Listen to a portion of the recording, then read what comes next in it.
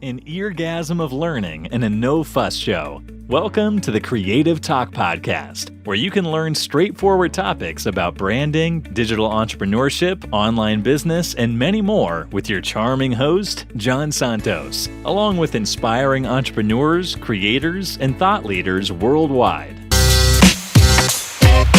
Hello, everyone. Welcome to the Creative Talk Podcast with me, John Santos, and today we have a very special guest. First, our guest is a superstar.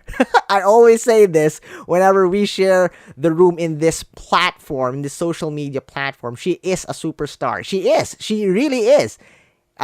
Very smart, very humble, very full of energy, guys. If you check her socials, Instagram, you will always see this person out doing something, running, swimming, jumping on a like is that a cliff? Waterfall or something. I'm a stalker because I really admire this person. I met her online back then. It was like, in the birth of this social media platform. I'm not allowed to say it yet because, it will spoil everything that our guest prepared. But I got to know this person, very humble, and she's just, a genuine, awesome human being. So I love the relationship I started with this person. Again, very beautiful, very smart, and full of wisdom. Our guest for today is a clubhouse and social media strategist, entrepreneur, and again, a superstar. There you go. I gave you that name of that platform. Let's all welcome our very special guest for today's episode, Lindsay Suzanne. Welcome to the show. Oh, wow. I mean, that was an intro. I don't think I can speak now. Thank you. I haven't jumped off any cliffs, so to speak. But, what was that? Like a waterfall? And then when you jump, it was like a water... Yes. So for those of you that are in the UK, that was up the Watkins Path of Snowdon. And there's some incredible waterfalls. So I was launching myself. Swing. Yeah, I do rock climbing. I don't cliff dive. I haven't done that. I haven't really cliff dived yet. A dog lover. A dog lover. You're a dog lover, right? Yeah, he might make an entrance. He's quite nosy. He does like to be involved. But yeah, you can see them behind me. Oh, but yeah, definitely dog lover. Yeah, so that's Forest there behind me, the little black and white puppy one. You can't see it very clearly, and then my other dog that's not around anymore. Ooh. So yeah, I'm the crazy dog lady that jumps into waterfalls and climbs mountains. Thanks, Jan. That was great. This might harm or benefit your brand for your endorsers. Like, what did we got into ours? We invested in this person and she's crazy. I think most people would describe me more as crazy than they would as wise, which you earlier on. You are, you're like what I've said. You're full of energy, and again, this in this branding industry, the more authentic you are, the more people will love you, and you are that person, Lindsay.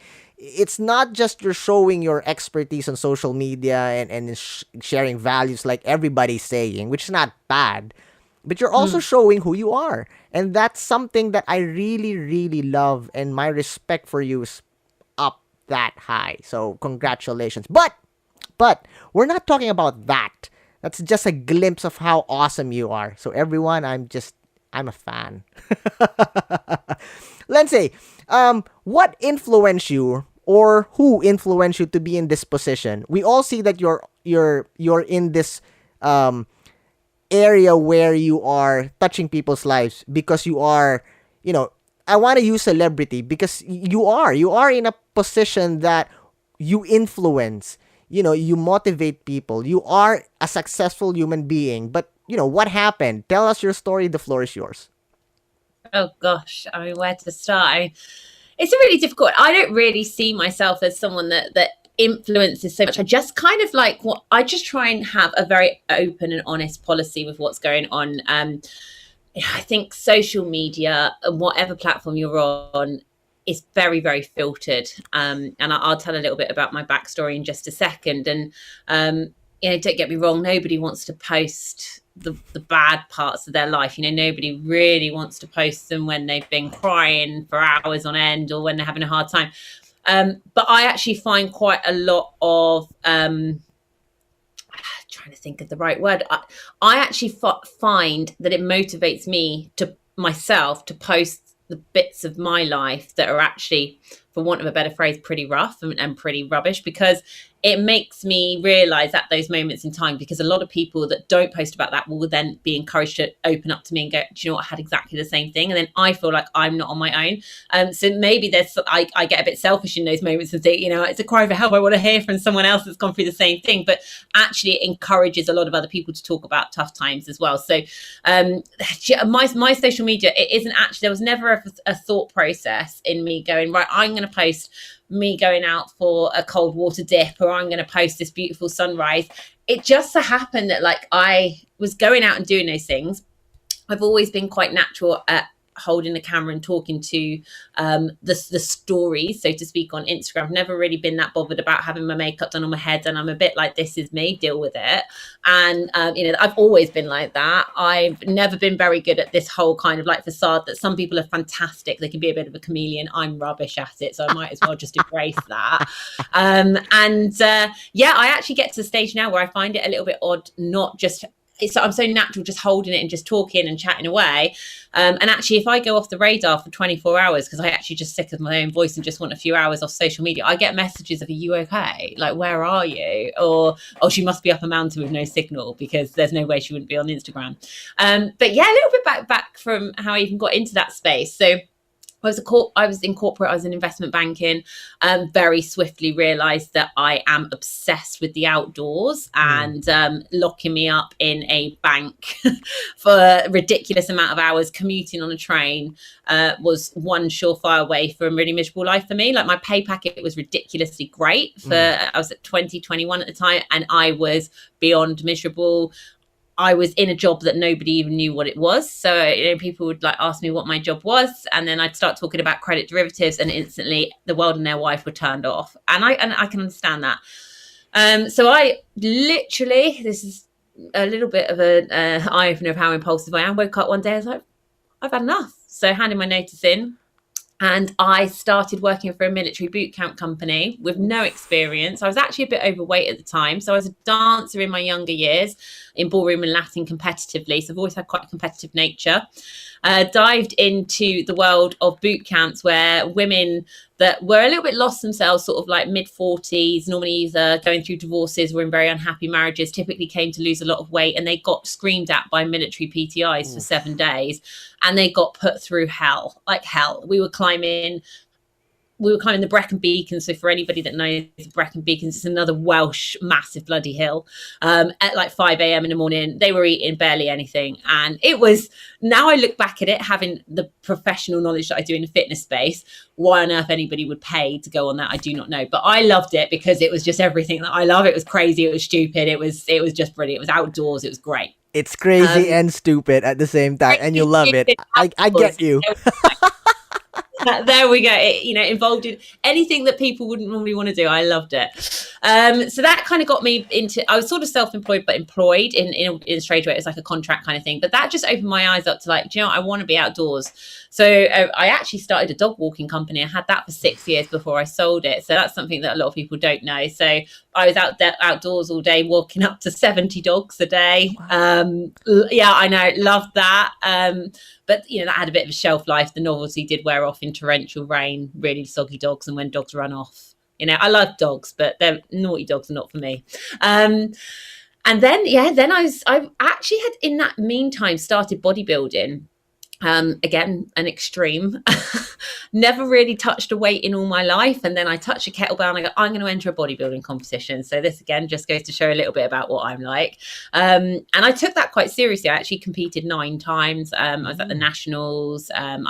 I think the highest I ever placed was 3rd.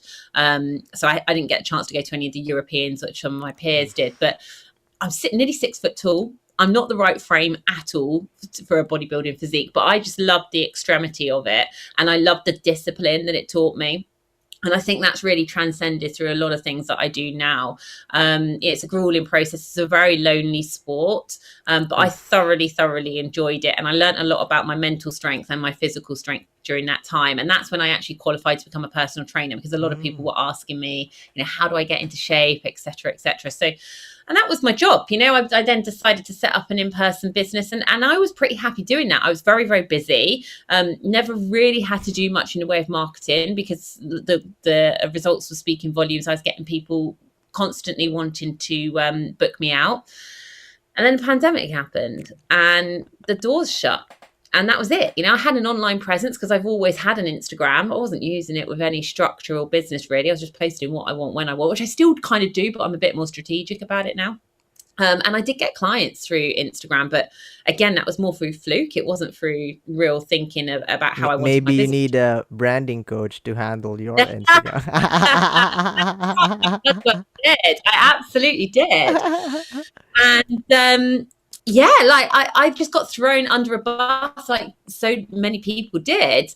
And it was a really bad time in my life. I was going through a divorce. I was living on my own, and I'm actually very, very remote where I am, and I love it here. But to be told, by the way, you're going to go through divorce, lose pretty much your only income, and you're going to go through a lockdown, one that no one really knew what the length of the process. It was just a very dark period in my life, and one that still it's taken me quite a while to even kind of start talking about it, because it was lonely. But I've always been of that mindset, well, I can't sit and wallow in my own pity. I've got to do something about it. And so I remember you shared that on your IG. I think you did. You shared the post about that. Well, not all of that, but a glimpse of it, obviously. So I have a context of what you're sharing right now. So yeah. Do you know what? Instagram's a really difficult one, because I think sometimes you put posts up and people suddenly think it's a pity party. And I've never been one for wanting to create a pity party. There's always someone that's going through something worse. However, I am very aware that you can look at people's Instagram feeds and then you get a preconception of what's going on in their life, and I'm quite a bubbly person, but in between those bubbly times, I can be very upset and very, very sad. And I do, I talk about that quite a bit, but nobody, when they're bawling their eyes out, really wants to pick up the camera and have a little chat about it. And I try and be as transparent as possible whilst remaining some kind of privacy. And I was still processing what was going on as well. And I think the best time to talk about something is once you've processed it and you can talk about it with clarity, and also with some kind of journey of the other side, not whilst you're in the midst of it and you're not thinking clearly, you're not sure what you want to share, and you're sharing with such a height of emotion that actually it becomes a cancelling session, and that's not what I wanted. So really with the pandemic, I took to online. I just did what I could in terms of immediate response, which was make sure that my current clients were all served, and started an online kind of campaign. But of course, that was with the view that we were only going to be shut down for 3 months, not the best part of 2 years. And it became pretty obvious to me that actually, I didn't really want to go back to what I was doing before. I think we all got used to a different way of living. The dog certainly he was used to come to work with me, but he got used to being here all the time. I got used to not traveling. I also got used to doing other things, other social media and other, which we'll talk about in a second, and just other areas of my business. I thought, actually, do you know what? I've never been one for going backwards, and I would feel like that was a backward step. So what can I do now to push forward? And so ever since that kind of turning point, I've made a lot of mistakes, but I've just opened up. Well, now I own 4 different businesses. Wow. 4. Wow. Yeah. And I am at the stage of being quite stressed with it. I'm not going to lie, because 3 of them have taken off at a time, all at the same time, which in hindsight, I'd have held back. Hindsight's a wonderful thing, right? I'd have held back, but an opportunity arose, or 2 opportunities arose, and I couldn't pick one over the other. And I think when you are on your own, there is this kind of like, this is now or never. I need to take the risk. Right. So don't get me wrong. I actually just posted before we did this podcast, I'm having a really banging week this week. Last week was proper pants. Yeah. It was one of those like, oh my God, I've made some massive, like, why am I doing this to myself? Running ragged with work and feel like I'm not getting anywhere. But they're actually probably your most productive weeks. They're the weeks that are leading to weeks like this. Right. And so I have to pull myself back and think quite deep. Okay, look, 2 years ago, you didn't have any of it. 2 years ago, you'd never jumped onto Clubhouse, which obviously we'll lead on to in a minute. And I can't snuff these opportunities because they may never come again. So I'm just trying to ride that wave. But it's emotional, isn't it, Jan? As you can tell from having your own story, having your own story, having a company, and being in the public domain, because you can't just sort of suffer in silence and get on with it because people notice your absence. You kind of gotta get a grip. So yeah. I totally understand you, and you know, I feel your story. We're in the same ocean, you know, different boats. That's why I totally get your story. Before I jump on, I have a lot of questions. You know, focusing on where you at right now, and I'm excited. You know, I know our listeners and viewers are excited. But before I throw that question, let's focus on the topic at hand, where, you know, most of the brands or businesses are getting struggles, problems, and challenges. You know, what to choose, which to choose.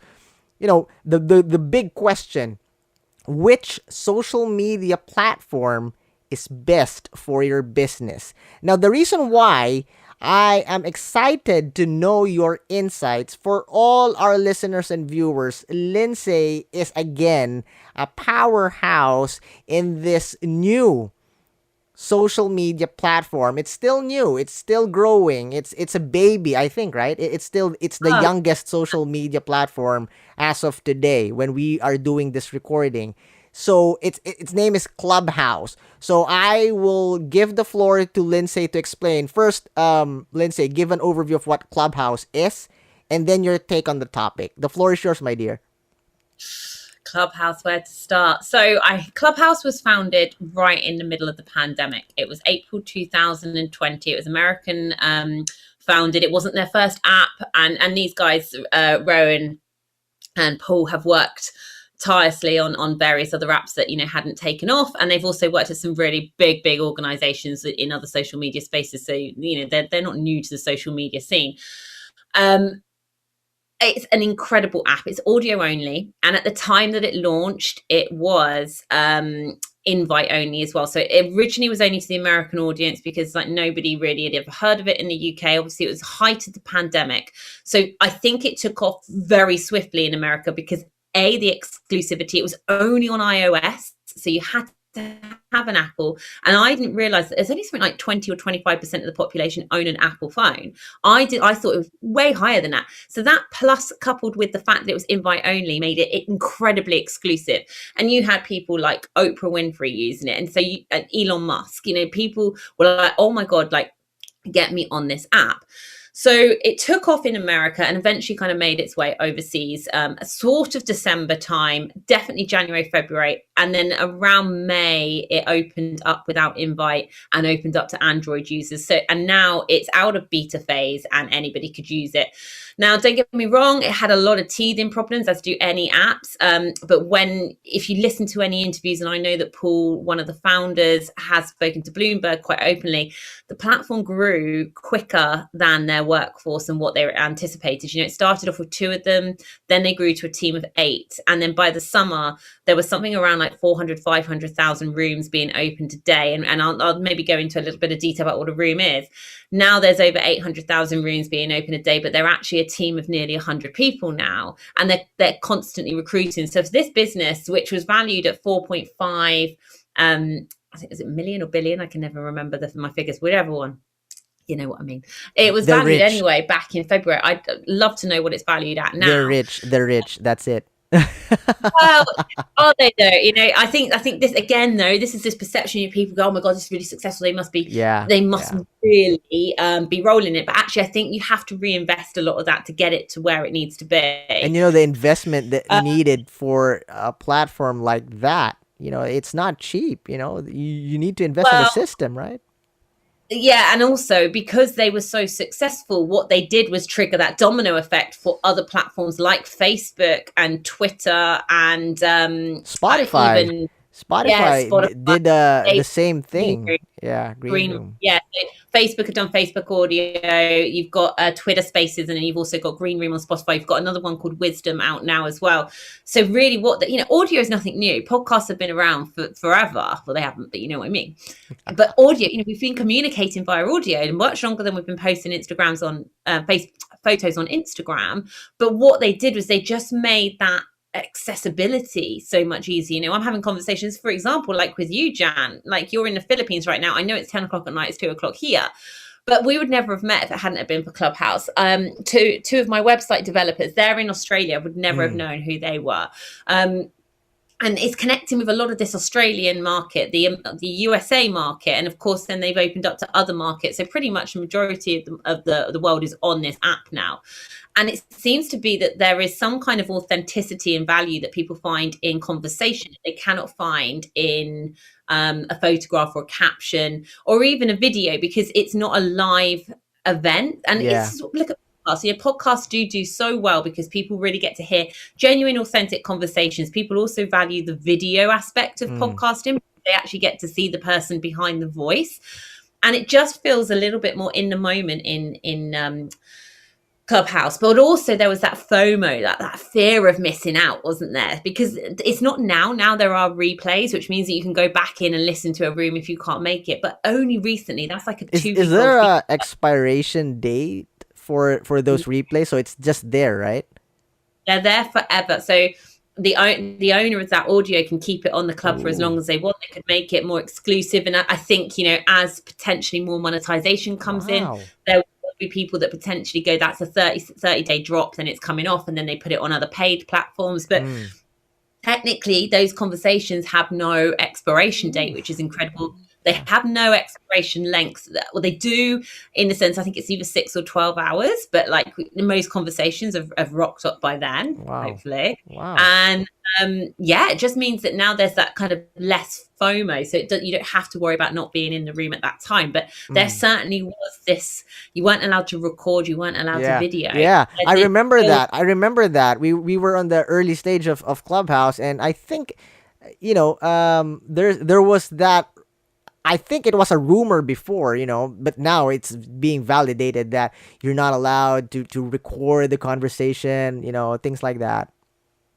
Yeah, I mean, I think that was part of the buzz of it, wasn't it? It's like, if you're not at the party, you don't know what happened. And you were listening to celebrities like Adele come on, you had Oprah on, various other very, very, very famous people having conversation, almost breaking the app when they come on, because millions of people flocked to that room to listen to a conversation, because that couldn't be played on the news later. It couldn't be played on YouTube later. If you weren't there, you literally did miss out. So it was like having a private concert. And I know back in the days when the pandemic was at full force and you couldn't go and hear live music, musicians that had no output, no way of getting in front of new people, were putting on live concerts through the app. They were putting on request show. It was just, it made people feel connected at a time where I think everybody felt really disconnected. And so that's why this app was super, super special. Wow.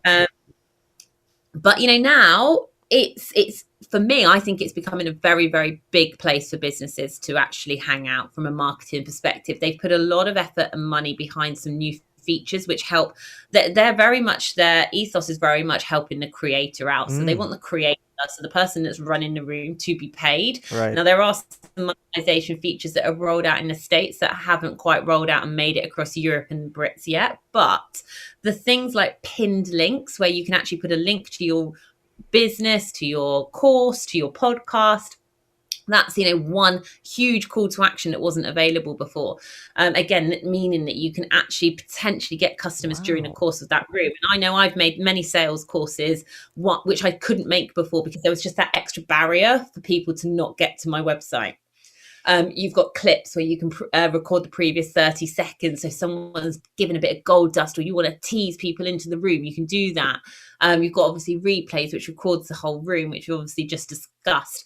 There's direct messaging now, and that inbox feature, I'm sure, is going to get smarter. At the moment, it's very basic. But I actually, for example, on Instagram, use that as an email system already. You can prioritize, you can do what are the words, the replies that you saved reply, things Yeah. like that. Well, you can't do that right now on Clubhouse, but I have Clubhouse. no Yeah. doubt that will become a stronger feature soon, so that you don't have to rely on other systems. Mm. But yeah, it's just for me, for business, I think to be able to connect and have conversations where people get that kind of know, like, and trust factor a lot quicker, instead of reading posts on Instagram, watching a few lives, hoping that people kind of see your post because of the algorithm. You can just jump into a Clubhouse room with someone, have a conversation, and go, Love should we that. take this?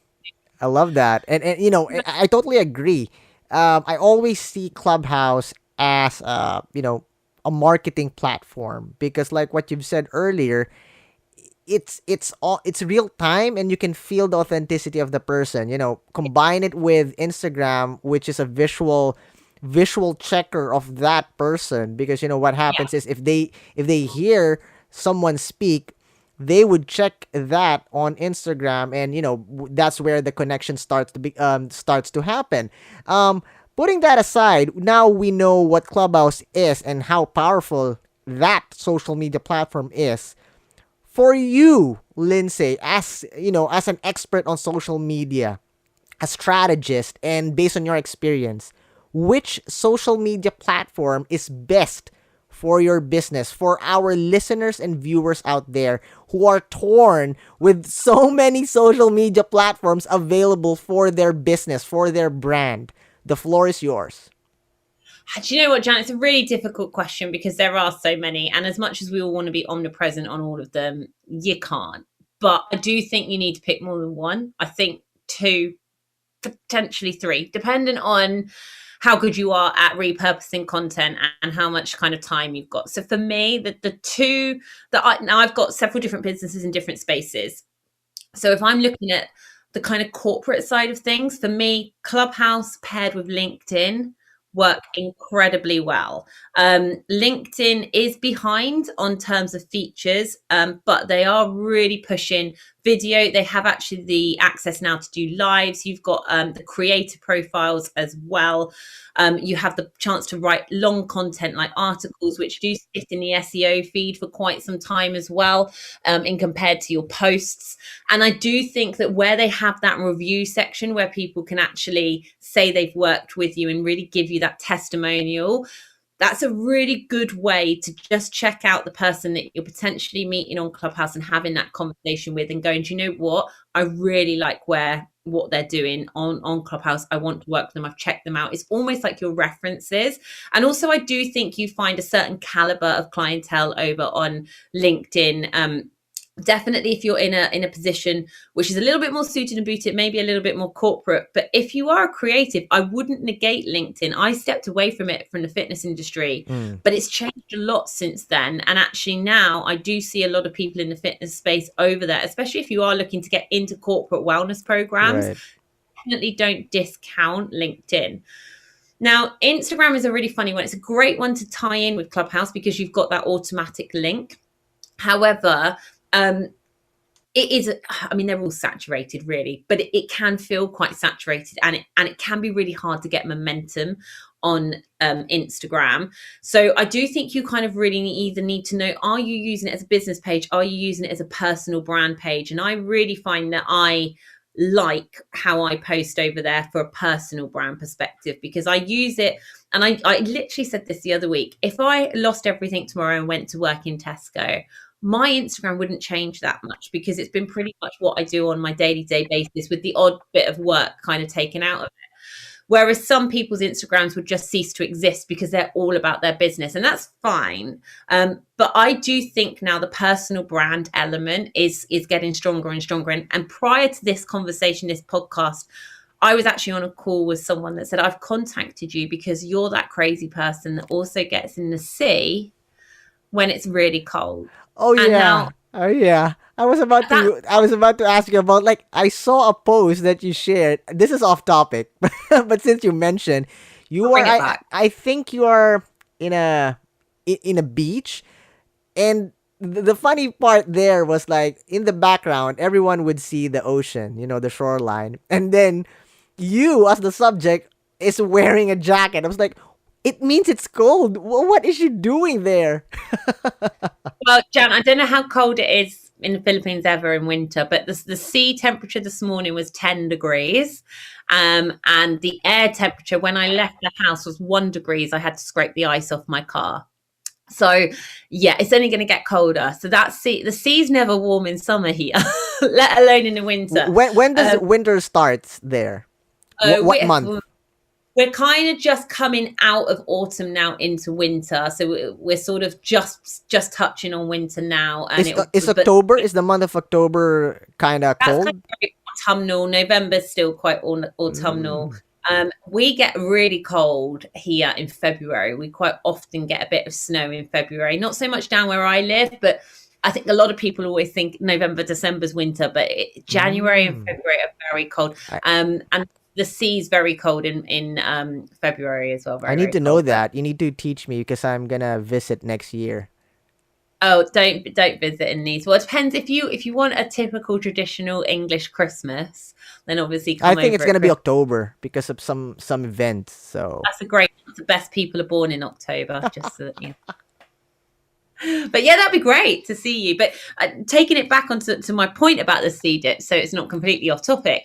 You know, that person met me on Clubhouse. They liked what I was doing strategy wise, but the thing is, there's a lot of other people that you're in competition with and you need to stand out. And that doesn't necessarily mean you stand out for being the loudest, but it's just that I stood out to them because I've got something in common with them. They like going cold water dipping. I like going cold water dipping. So instantly, you know, we jumped on this call. We spent 15 minutes talking about that. They live very rural. They do a lot of hobbies that I do. I live rural, but they wouldn't have known any of that if I hadn't have talked about it on my social media. Now, it could be that you might have a kid that's really into karate and you talk about that, and then someone else's kid's into karate, whatever.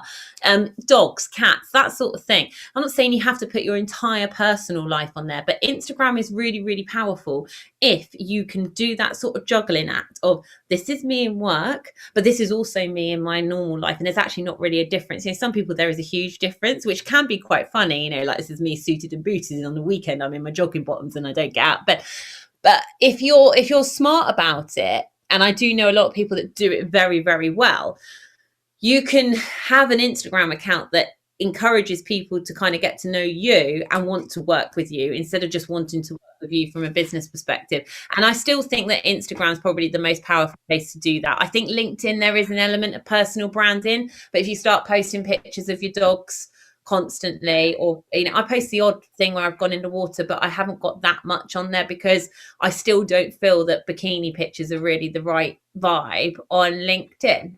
So I really do think it depends on your clientele, on your customer, but also what platform you enjoy using. Well, because if you hate Facebook, like I hate it, yeah, and I me still too. Facebook. I have to be there, and I'm like, oh, get me off of this app. I don't enjoy it. There'll be other people that hate Twitter. They hate TikTok, you know, and so you've got to find somewhere you enjoy. Your audience are pretty much everywhere, bar maybe a couple of things. They're obviously a slightly younger TikTok vibe, more corporate LinkedIn vibe, but you know, most people are everywhere. And if you can get your messaging right, your audience will find you. But starting any social media platform these days, I think it's quite hard work because obviously we've accelerated, haven't we, into an online world thanks to the pandemic. And so people that maybe would be considering jumping onto online now are almost behind because everybody kind of did it. Right. Wow, love that. I mean, I totally agree. I love that you mentioned like combinations like Clubhouse and LinkedIn. I was not expecting that, but you know, when you were sharing it, I was like having a picture in my mind. It really makes perfect sense. You know, that combination, Clubhouse and LinkedIn for this target, and then Clubhouse and Instagram for this type of, you know, business and approach. I love that you gave options for all our listeners and viewers. Now, Lindsay, follow up. Can you give me 2 tips that you will give, you know, as a giveaway for our audience out there about starting to be on social media platforms? I know I did not give this on the list, but you know, it's a powerful tip from you that you can share for all our listeners. You know, things to prepare or things to do, mindset that they need to really have in place before they jump on whatever, which platform they wish for their business? I think protecting your time is hugely important. And so you really need to look at what have you got time-wise that you are prepared to be consistent with giving, because consistency is king in everything, not just social media. And even though you can schedule things on Instagram, for example, you still need to put the work in and design that content. Now, some people do this really well by having a whole day where they do like a month's worth of content. I actually don't enjoy doing that, but some people, it works perfectly for them. So I do think you need to be like, okay, look, I can spare so many hours a week, and then if I'm going to do that, these are the days I'm going to post, and this is when I'm going to go on to Clubhouse, for example, and be very strategic about it. Diarize that time if it's somewhere where you've got to physically be in the moment, and almost get like a bit of a content planner out. So it does seem like a bit of a chore at first, but once you get into your mojo with it and your rhythm, it becomes quite easy. If anyone's like on my Instagram, you'll see that I kind of do 2 lifestyle posts, and then I normally do like a business kind of carousel or guide. And now it's just a case I look and I'm like, okay, so the next post I do has got to be a guide. So I get that prepared in a couple of days in advance. So I've already got content. And I think when you first jump on a social media platform, you want to go all in. But if you over promise and under deliver, that is a really bad reflection of you on your audience. You're always better going in with like under promising and over delivering. So if you only want to show up live once a week or however it would be, then I would definitely do that. And the other thing I would do is make sure that you look at all of the features that your social media platform has to offer. So Instagram, for example, it's not just pictures anymore. Yes. And they do serve a purpose, but the way that we use Instagram has changed. So there's live, there's Instagram, well, it's not Instagram TV anymore, it's Play. Then you've got Instagram Reels, you've got Guides, which actually is a really undervalued, but guides are super easy to put together. They take seconds and you can collaborate with other people. There's the collaboration feature as well now. Plus you've got your highlights. So really understand everything that the app that you're going to choose has to offer and see what content you've already got in your bank to be able to kind of fill that out. It doesn't have to be brand new every single time. It can be a way of like rephrasing it, remessaging it. It could be, and let me just take sunrises and sunsets for an example. It could be that you do a video of a sunrise, then you might do a reel of it. Then you might do a little, I don't know, maybe a post about it. Then maybe you might do a collaboration with someone else. But it can all be about the same thing, but the messaging is slightly different because your different audience members will look at different features and they will prefer to. I don't really watch reels. Some people live by them. Yeah. I don't really join in people's lives. That's all some people use it for. So you've got to think outside the box and think, am I serving everybody's kind of way they want to use it, instead of just going, if you're using a platform in a certain way and you're going, my audience, it's not working. It's normally you that's not working. It's not your audience. So you need to change the way that you're working, which is a hard pill to swallow. Yeah. Wow. Thank you, Lindsay. Those are knowledge bomb after knowledge bomb, values after values. Wow. I love the tips. That is very valuable. Be mindful of everything, know the features. That you got me there. There's a lot of people out there that, they just want to share their content. And again, that's not wrong. But you need to understand how to play the game and, the rules, the features, so that it could help you. You should benefit from that. Platforms are here to help creators. So you need to understand how to use it well. Thank you so much, Lindsay. I am amazed. I learned a lot, and I'm sure our listeners and viewers learn a lot as well. But we are not done yet, my dear. This part is where we play a game. It's a tradition in the show since we started. We call it the Creative Fast Talk. So how we play this game is I will ask you questions, random questions, and you are not allowed to spend time to think of what the perfect answer would be. First word that comes into your mind, shoot. All right? Yeah. Okay. All right. First question. Are you ready, my dear? Let's go. All right. Sun or snow? Sun. Structured or chaotic? Chaotic. I I know that that's gonna be your answer, but all right, okay. Third question: love or money? Love. If you were an animal, what animal would you be and why? Not my cocker spaniel. No, I'm joking. What would I be? I don't know. You Don't got me know. there. I don't know. Maybe a monkey. Okay, why? Get to climb over everything. All right. Monkey. I love you, Lindsay. Okay, I'm gonna accept that. All right. Next, popcorn and movies or dinner and dancing? Dinner and dancing. Ooh, yes, yes. Passenger or driver? Driver. Mountains or the beaches? Mountains. What are you afraid of? The dark. Oh, really? Why? Can you share something, a backstory about that? I'm just petrified of it. Why, did something happen when you were a kid? And I always slept with the landing light on. My Okay. nan used to do it, and now I have to sleep with some. So I don't have curtains, so it's not pitch black. So I mean, I don't have any street lights, but so that I've got the moonlight. Right. Or I have to sleep with a nightlight at 35 years old. Okay, okay. Next question. Why? I'm single. Okay. Okay, a bit lost there, a bit lost. Let me focus again. Okay, next caller. What's your favorite color, Lindsay? Probably burgundy. Wow, right, okay. Movies or books?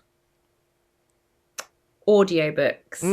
Okay. So, since that falls under the category of books, name your top 3 books of all time. Oh, good one. Okay. One that I'm re-listening to at the moment, Atomic Habits by James Clear. Breath by James Nest, I think. And let's go Chimp Paradox, but I can't remember the author. Okay. Atomic Habits, I was actually listening to it last night. Yeah, all right. Okay. Yeah, right. Next, soap or toothbrush? Toothbrush. Okay. What is your dream superpower and why?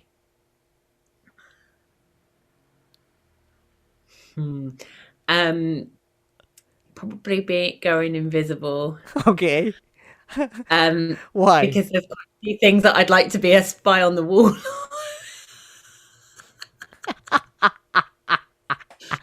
Okay, nice. Okay.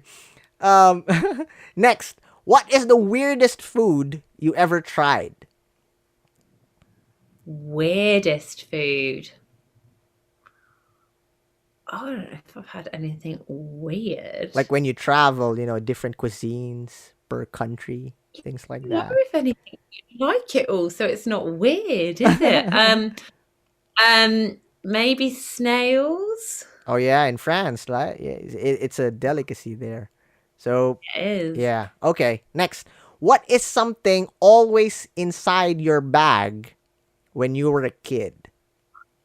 When I was a kid, Yeah, something that is always inside your bag when you were a little girl. probably pick and mix. I loved sweets. I still do. Yeah. Actually, All right. if I'm mixing most of my bags now. All right. This last question, my dear, can be something serious depending on how you would take this. All right. The last question is: if you have the power to bring back someone back from the dead, who would it be and why? Anyone. It would be that little monkey there. I don't think you can. Aw. It would be Senna. That's my little cocker spaniel. He was my life. And 2 years ago, I came home from a holiday. I had to put him down really suddenly, and I wouldn't have my other dog now if that hadn't happened. But yeah, it'd be him without a shadow of a doubt. Wow. Well, thank you so much, Lindsay, sharing your story, your journey, giving us your learning tips, values. It's amazing experience and having fun answering those silly questions. I have a very, very, very, very, very, very fun time having with you here in the show. And I know our audience out there, they're just full of blessings from value and knowing you more. So, Aw, thank Lindsay, you. I know you have a lot of events, releases, projects that you want to promote, social media accounts. Feel free to share them. The floor is yours, my dear. Oh, wow. I mean, it depends what you're into, but if you're into fitness, or if you're looking to get into fitness and you're a little bit lacking on time or motivation, the Fitness in 15 platform is launching in a couple of weeks' time. So I'm not too sure when this will be released, this podcast, but early December, you'll be able to go to fitnessin15.club, and it's all 15-minute workouts that you can do at your own time, not needing much space, but something is better than nothing, and consistency is king, like we've already spoken about. And then if you're new to Clubhouse, or if you're thinking about getting on Clubhouse, not really too sure what to do, I do have a website called Clubhouse Like a Pro. There is a full Clubhouse course for you to be able to purchase, or you can actually work with me one-on-one, and Moderate Like a Pro should be coming out anytime soon as well. So if you haven't got onto Clubhouse yet, I do strongly advise you go and have a little look over there too. Wow. There you go, guys. Please do connect with Lindsay. I'm sure she can help you in your journey towards success. This is John Santos saying, have a positive outlook in life. Smile. God bless. Thank you for being with us here on the Creative Talk Podcast. I'm your host, John Santos. Don't forget to listen and subscribe on your favorite podcast platform. See you again, always.